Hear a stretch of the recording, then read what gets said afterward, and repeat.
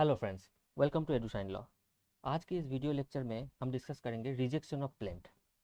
तो rejection of plaint has been explained under order 7 rule 11 of CPC. ठीक है, there are two there can be two fate of the plaint, that is rejection of plaint और return of plaint.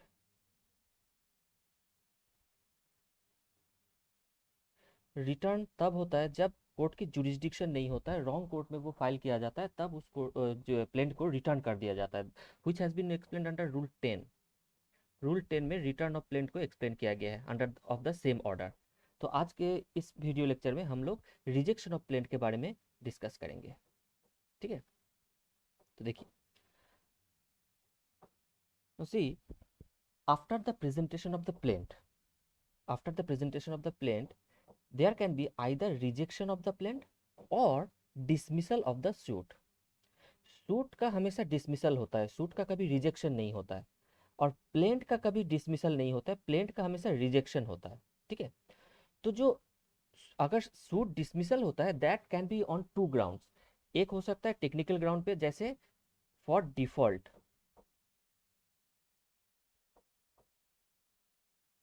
For default suit dismiss हो सकता है। तो अगर default की वजह से सूट डिसमिस होता है तो that will be an order, that will be an order and fresh suit can be filed. Fresh suit can be filed because it is an order and it is on technical ground, not on merit. And the other is on merit। on merit जब होता है तब उसका मतलब after the evidence, admission of the evidence,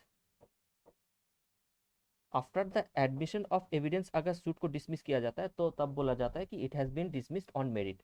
तो अगर merit पे dismiss होता है सूट तो वो बन जाता है एक डिक्री, राइट। और तब फ्रेश सूट फाइल नहीं किया जा सकता है, क्योंकि तब रेस जुडिकेटा अप्लाई हो जाएगा।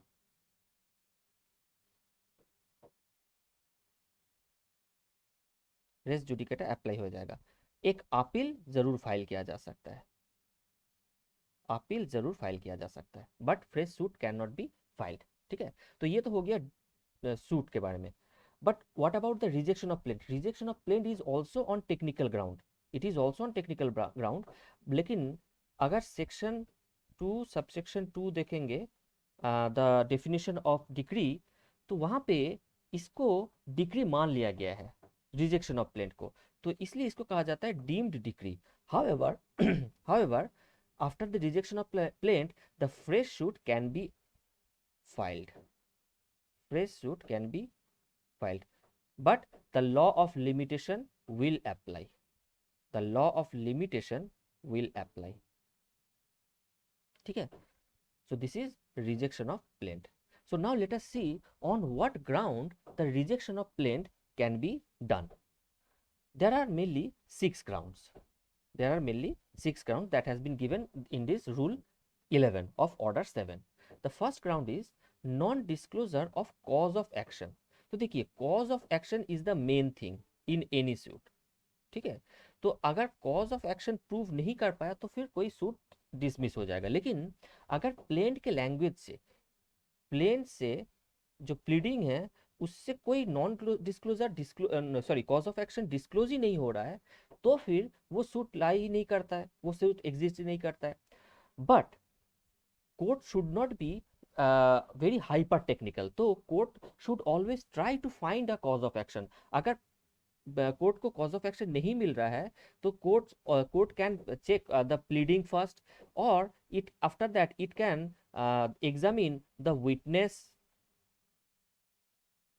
और it can examine the parties.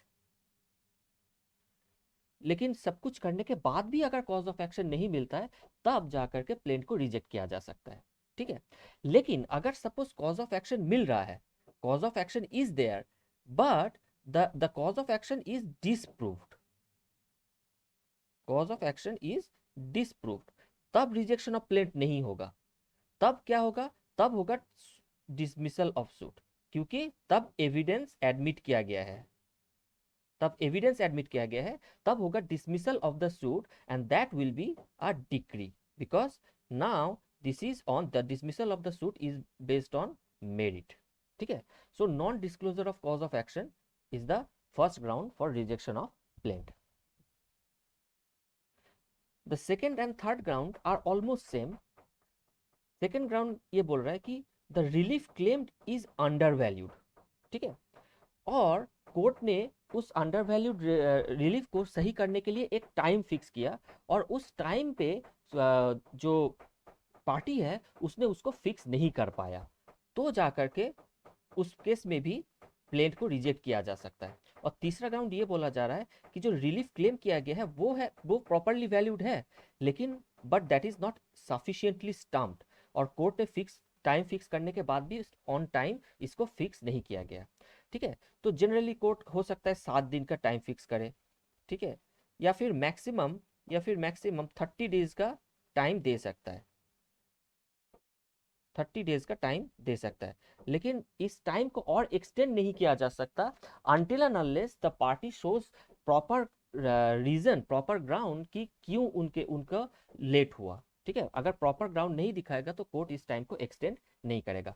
On this two ground also the plaint can be rejected. The fourth point is when it appears from the statement that it is barred by any law. So on the surface, from the language of the plaint itself, from the language of the plaint itself,